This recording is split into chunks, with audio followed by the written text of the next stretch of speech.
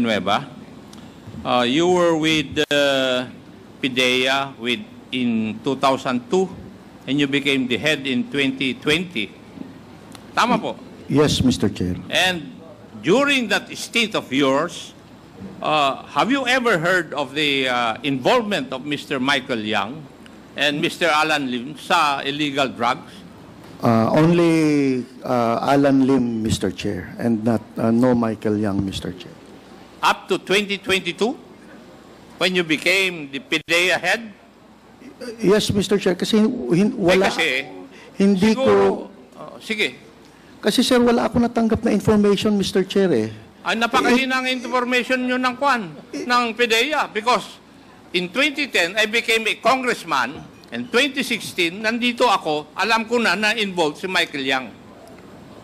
2016, Mr. Chair, is nasa Region 10 ako, Mr. Chair. Kaya nga, sinasabi ko nga, from 2002 up to 2022, nasa PIDEA ka. Yes, Mr. Chair. And yet, you tell me na hindi ka man lang nakareceive ng information ng involvement ni Mr. Yang, specifically from 2016 to 2022, dahil takot kayo na maglagay ng report na si Mr. Michael Yang ay involved sa illegal drugs. Why? Kasi alam ninyo na malapit siya kay former President Digong. Lahat naman kayo nun, takot yun. Takot kayo eh. And do not tell me na hindi totoo yun. Kaya ngayon nga lumalabas ito eh. Dahil ngayon, ang mga tao hindi takot. And now, hanggang ngayon, takot ka pa rin. Tapos pinagyayabang mo, you have a name to protect for your children. I do not believe that. Thank you, Mr. Chair. Yeah, thank you, Congressman Akop. Are you? So, Congressman Abante, you're recognized. Yes. Our next topic actually now is EJK, no? And to start the ball rolling, we would allow former Senator Lael de Lima for her short presentation. But while she is preparing, I just would like to ask finally, OIC of the PNP Narcotics Group sa Region 11. At the same time, Southern Mindanao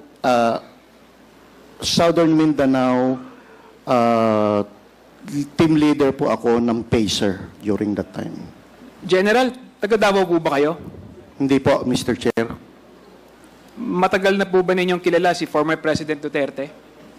I was assigned in Davao from 1995 to 2007, Mr. Chair. Kaya so nga, definitely may acquaintance at nakatrabaho ko na rin po si former President Duterte. so kilala niyo po siya? Officially, sa pagtatrabaho, yes, Mr. Chair. Malapit po ba kayo sa kanya? Law enforcers kasi, Mr. Chair, malapit talaga sa kanya, Mr. Chair. Eh. Noong 2001 ay nasa Davao po kayo, malamang alam niyo po yung nangyari may alam po kayo sa Davao Death Squad. Come again, Mr. Chair? Noong 2001 po, na-assign kayo sa Davao, malamang po may alam kayo sa Davao Death Squad. Wala po akong alam sa Davao Death Squad, Mr. Chair, kasi hindi naman po ako naging chief of police ng kahit saang station ng Davao. I was assigned, pareho kami ni Colonel Asierto, as a special unit lahat ang napuntahan ko, Mr. Chair. So hindi po kayo naka-assign sa Davao? Buong Region 11, Mr. Chair, yung assignment ko eh. Saan po yung Not really on Davao. But ang cover ko, Mr. Chair, is Region 11. Saan po yung opisina ninyo naka-base? Davao City, Mr. Chair. So ibig sabihin, sa tagal nyo sa Davao, hindi nyo narinig yung Davao Death Squad? May mga balita, Mr. Chair, na may Davao Death Squad. Ano po ang masasabi nyo tungkol dito? Kasi, Mr. Chair, kung araw-araw na balita, tapos hindi mo naman ma-identify, you will just accept it as it is. Na meron death squad, but you don't know who they are. General Villanueva, kilala niyo po ba si Arturo Las Cañas? Hindi po, Mr. Chair. Hindi po kayo magkakilala? Hindi ko kilala kahit, hindi ko man lang nakita ang mukha niyan, Mr. Chair, for my almost 12 years. Okay po. Sir, naging head po kayo ng PIDEA, tama po ba? Opo, Mr. Chair. Masasabi po ba natin na ang PIDEA is mahalagang component yan ng war on drugs ng ating Pangulong Duterte nung panahon niya? Yes, Mr. Chair. Ibig sabihin po, pinagkakatiwalaan niya po kayo. Yes, Mr. Chair, but I just want to explain, 2020 po ako nag-Director General ng PIDEA. Tama po, pero siyempre, pinagkakatiwalaan niya po kayo, kaya niya kayo in-appoint doon. Yes, Mr. Chair. Ibig sabihin po, sa pagtitiwala na yon, kilala niya po kayo. Yes, Mr. Chair. At kilala niyo rin po siya. Yes, Mr. Chair. Meron po ba kayong personal na relasyon? Wala po, Mr. Chair. Ang relasyon po namin pag droga akin. Walang pakialam kahit kay Nino. Kahit polis, walang pakialam. Pag droga, PIDEA. Masasabi niyo po ba na ang war on drugs si Presidente Duterte ay isang naging success? Mr. Chair, except for those EJKs, as far as barangay drug clearing is concerned, talagang malaki ang diferensya ng war on drugs. Alam niyo po sa artikulo, merong artikulong nilabas na sinabi niyo doon yung inyong mga accomplishment. Merong 406 elected officials, 127 members of the uniformed services, at kung ano-ano pa. Pero hindi niyo nabanggit doon sa report ninyo kung ilan yung namatay doon sa war on drugs. Mr. Meron po ba kayong tali ng panahon na yon ng PIDEA? Mr. Chair, during that time kasi, Mr. Chair, PNP po ang nagbibigay niyan eh. Kasi sa PIDEA, kung ano lang yung operation namin, yun lang pwede namin ibigay. But I cannot say anything dun sa namamatay nang wala naman kaming knowledge. For example, yung mga death under investigation. Sa police po yan, Mr. Chair. Hindi ba kayo kasama doon? Hindi ba Hindi kayo po kami ini-inform kasama ng ano? doon. Hindi. Hindi ba kayo ini-inform ng opisina ninyo, ng PNP? Or wala ba kayong joint operation? Kahit nga DOJ, Mr. Chair, hindi makakuha halos ng data from the PNP during that time. So wala kayong joint operation? Meron kami joint operation, Mr. Chair. And some of them resulted to death of those suspects. But, Mr. Chair, we also share death sa aming mga kasama. Pero kanina sinabi mo na pagdating sa drugs sa Diyo eh. Eh ba't ngayon sinasabi mo hindi kumukonekta sa iyo and PNP? Pero sinabi mo kanina, sabi ni Pangulong Duterte, pag drugs akin, sabi mo eh. Yes, Mr. Chair. Oh, bakit ngayon itinatanggi mo na sinasabi mo, tinuturo mo PNP? Eh, sila yung may information about death yung death under investigation, Mr. Chair. But it is about drugs. We cannot say if it's immediately about drugs or not because they are still under investigation. Okay. Ito po bang si Colonel Acerto, kilala niyo po ba siya? Kilala ko po yan, Mr. Chair. Kasama Paano ko po kayo talaga. nagkakilala? Kasama ko po dati pa yan, nung nasa academy pa kami, pareho po kami shooter nung kadete pa kami. And then, nung nag-NARCOM ako, nag-PIDEA ako, nasa EDSOT po siya, magkasama rin po kami halos. Aware po ba kayo tungkol sa intel report na ginawa niya tungkol kay Michael Yang, Alan Lim, Johnson Chua, at si Alan C.? Aware po ba kayo dun sa report na ginawa niya tungkol sa Shabu Lab raid sa Davao? Mr. Chair, yung Shabu Lab raid sa Davao, akin yun, Mr. Chair.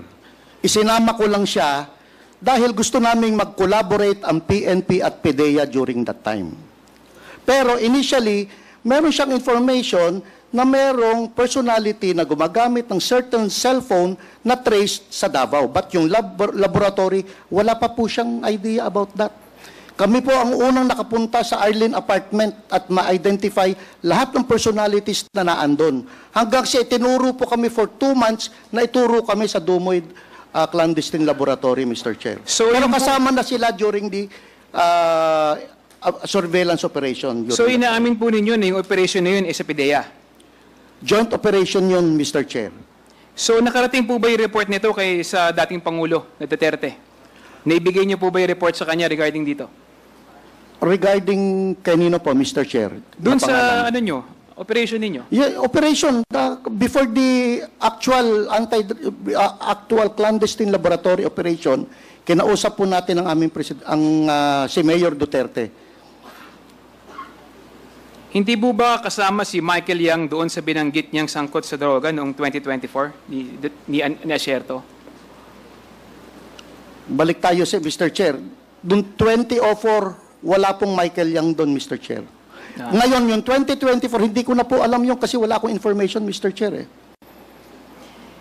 Yung Michael Yang na nasa 2020 na kinlear ninyo, ito po ba yung Michael Yang na inappoint ni Presidente Duterte na economic advisor niya?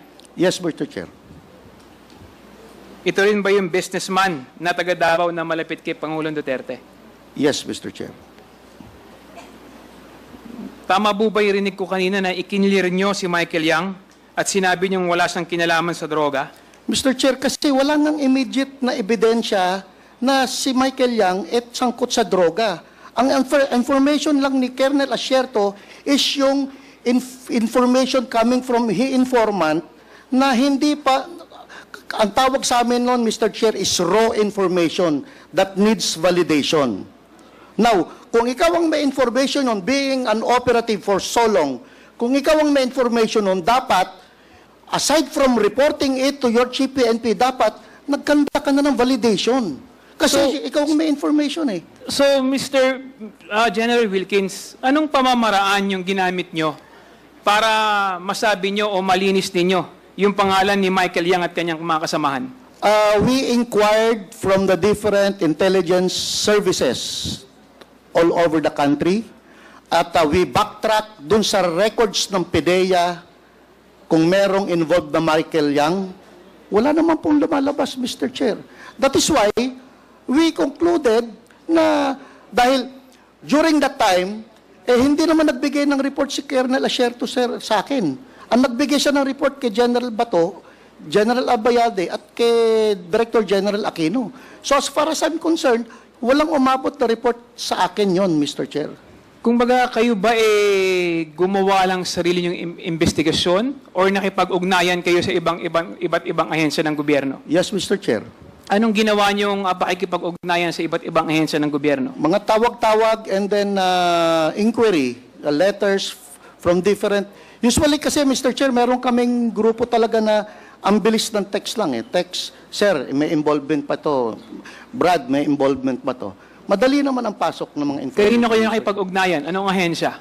Lahat, Mr. Chair. ISAF, NICA, PIDEG, sa PIDEG. Kasama ang NBI, PIDEG. NBI, AFP, yung NICA, yung ISAF, Mr. Chair, is na under AFP yun, Mr. Chair. DI. Yung DI mismo, sir, kinler sila eh. Kinler si Michael Yang eh. There was a memorandum clearing Michael Yang ng Directorate for Intelligence ng Philippine National Police. Sa ngayon po, sa nakita nyo o narinig ninyo na ginagawang investigasyon ngayon ng Quadcom, nakita nyo po na may mga lumabas na ebidensya. Ano po ang masasabi nyo tungkol dito? Then, di parang mas magaling pa mag-imbestiga ang Quadcom kaysa sa PDEA? Yes, Mr. Chair. Yes, Mr. Chair, inamin niyo po. Mas magaling mag-imbestiga ang Quadcom kaysa sa... Sandali lang po, di mas magaling po mag-imbestiga ang Quadcom kaysa sa opisina niyo sa PDEA? No, Mr. Chair. Kailan lumabas si Michael Yang?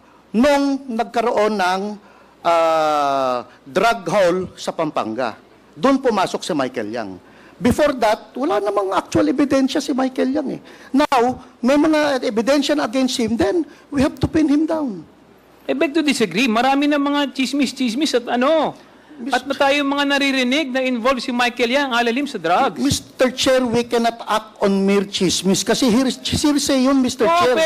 Pero hindi ba kaya nyo inabsuelto si Michael Yang at saka si Alan Lim dahil malapit siya sa dating Pangulo na nag-appoint sa inyo bilang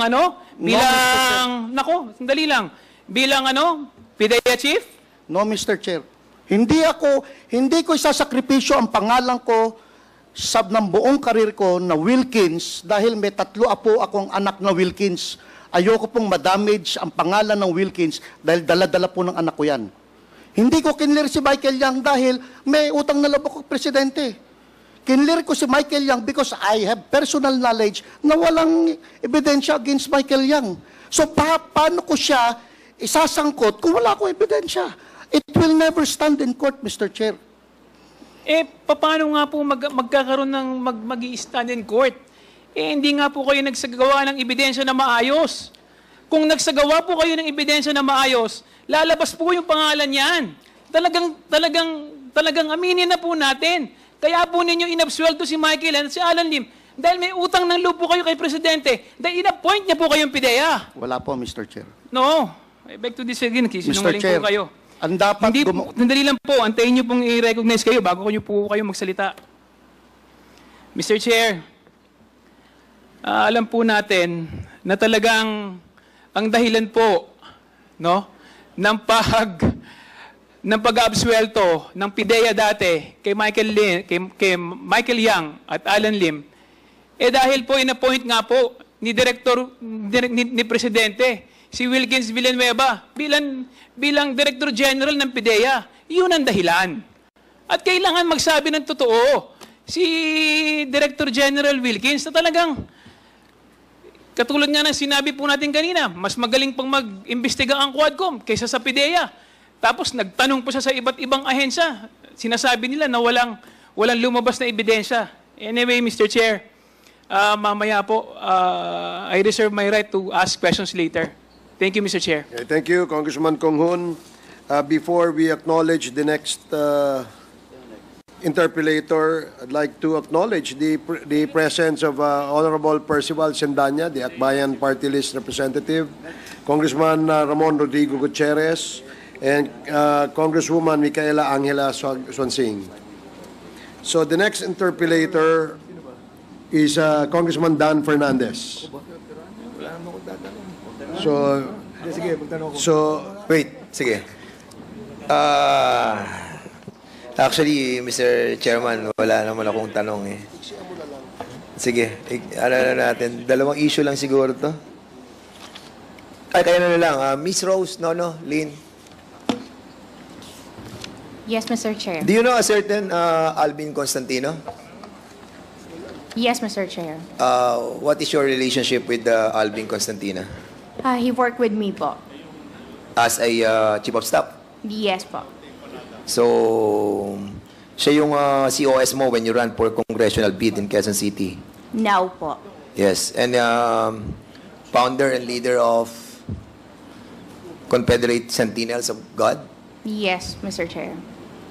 And he also ran for councilor in District 6 in 2022. Yes, Mr. Chair. You know what, a certain Ted Lazaro Yes, Mr. Chair. is also your Yes, Mr. Chair. employee? Okay.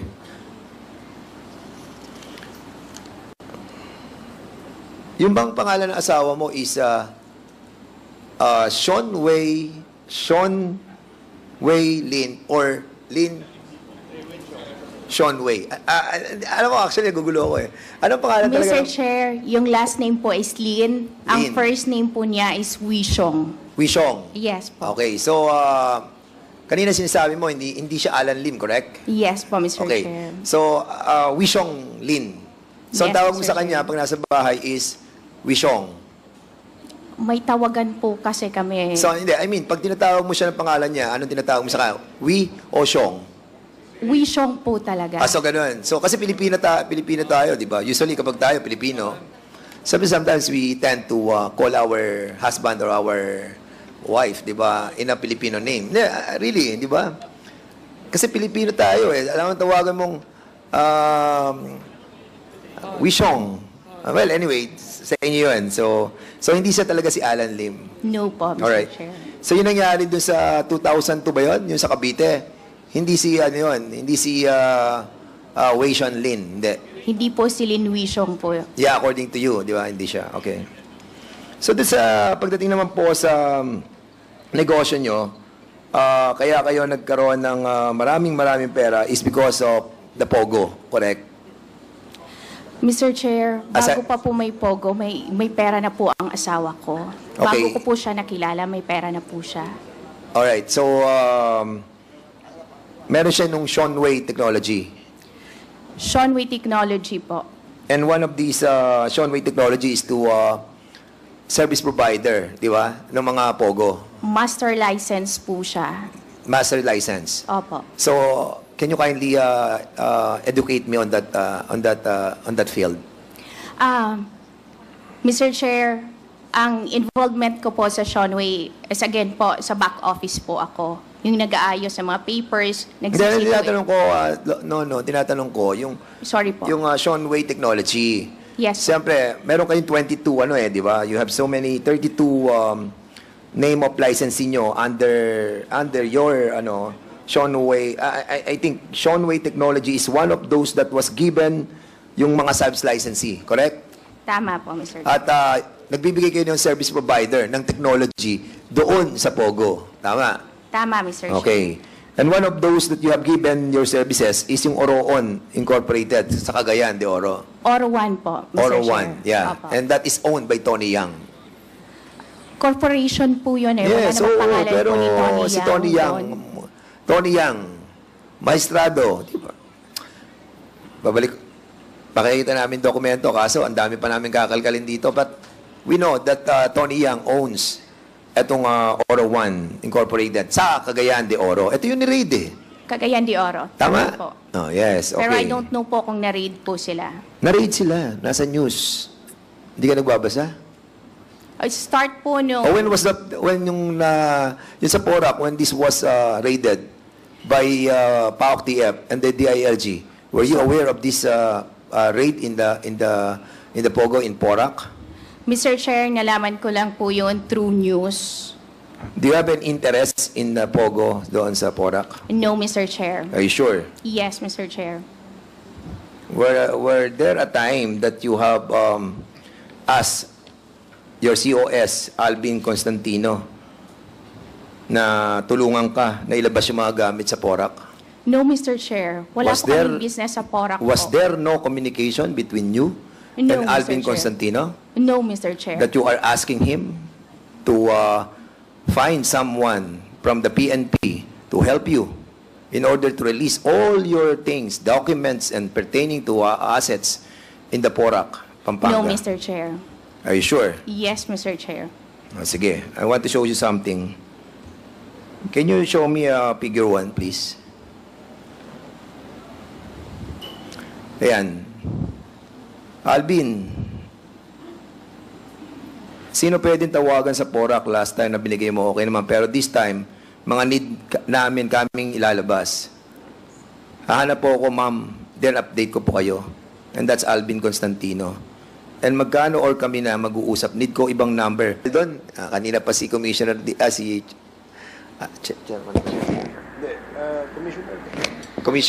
former Commissioner ng Customs, sir, no? Yes, Mr. Chair. Okay. Sir, kasi kanina, si Congressman Luistro, we're asking si Mr. Jimmy Guban about yung how it works doon sa custom. Can you kindly tell us, no? Kasi basically, meron naman kaming konting alam din, ano? Kapag nagdadak na po yung mga vessel. Kasi, Mr. Chairman, I really wanted to find out, no? Kung saan ang pinaguhugutan ng mga custom. Kung paanong nakakapasok itong mga container na sinasabi ni Mr. Jimmy Guban, na a lot of those containers, ang bilis nilang naitatago. So, from the docking ng vessel, ikaw bilang commissioner, what transpired once na they dock? Sir, Mr. Chair, unang-una, since 2017, 5 commissioners has already succeeded me. So the concept of operation Mr. Jimmy Guban has stated, I am not sure if that is still the same concept of operation. The 5 commissioners has succeeded me. Wait, Commissioner, ang binabanggit ko po ganito. Once na yung cargo, dumating na po yung vessel. Dumating yung ship, andun yung cargo. Di ba, parang aeroplano, pag may cargo ka, magbaba doon, di ba? Unang-unang papasok sa aeroplano o kaya sa barko, syempre, yung quarantine, di ba? Pasok yung quarantine, doctor, tingnan nila. Pag wala, pasok na kayo mga custom, yung mga immigration, tapos yung mga custom inspector, tapos tinitingnan na nila yung mga sequencing ng mga kargong ilalabas. Kasi meron yung discharge ng mga cargo. So what happened? Kasi dito po natin makikita yung mga cargo inilalabas eh. Para makita natin, pag dadali sa warehouse, ano na nangyari? Doon nagkakaroon yung maraming sinasabi ni Jimmy Guban eh, na nagkakabayaran eh. Di ba? Nagkakaroon ng proteksyon doon sa paglalabas ng cargo from the ship papunta sa warehouse. Ang tanong ko, since na doon na yung custom sa loob ng barko, halimbawa ilalabas, paano magko-commence yung operation on trying to get out all those cargos? Being the commissioner. Sir, yung binabanggit niyang iba, nadatnan ko na yun doon, yung, let's say, yung green lane.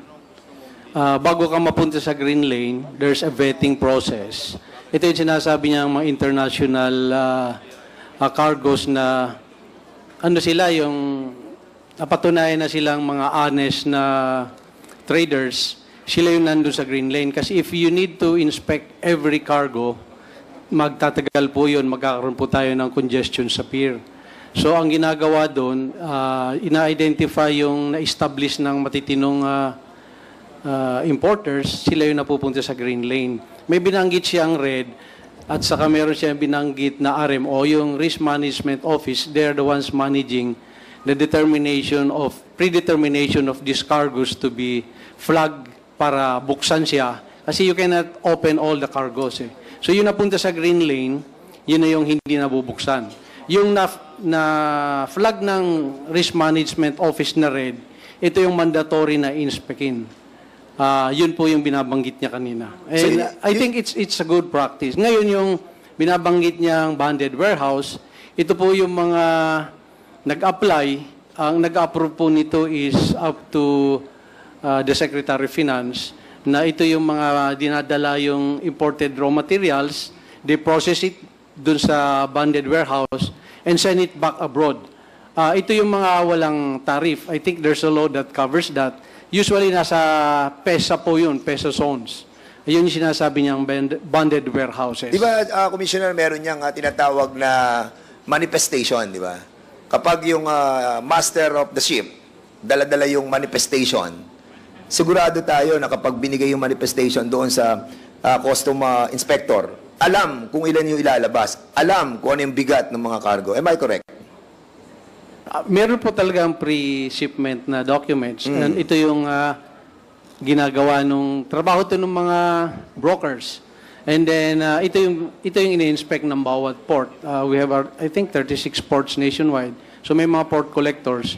Yan po yung primary job po nila under the new customs law. So the final authority to release every goods sa bawat port is that's the role of the Pero yung sa manifesto, collectors. Hindi, sir. Sa manifesto, kasi yung manifesto yung magpapatunay kung ano yung mga cargo eh. Di ba? Ako yung ship, master of the ship. Ako may control nito, pati nung stowage plan. Di ba, stowage plan, kung ilan yung nakalagay ng mga cargo dyan. Alam ko yung weight niyan. Di ba? Kung alam ko weight niyan, alam ko kung ano yung stowage plan, eto na yung manifesto. Ako yung may ship. Ibibigay ko na ngayon sa immigration, sa custom inspector. Di ba? Ngayon, anong gagawin nila doon sa cargo inilabas sila? Are they going to mag-ano uli sila? Mag-weigh uli sila? Di ba dapat para makita mo kung may discrepancy? Di ba?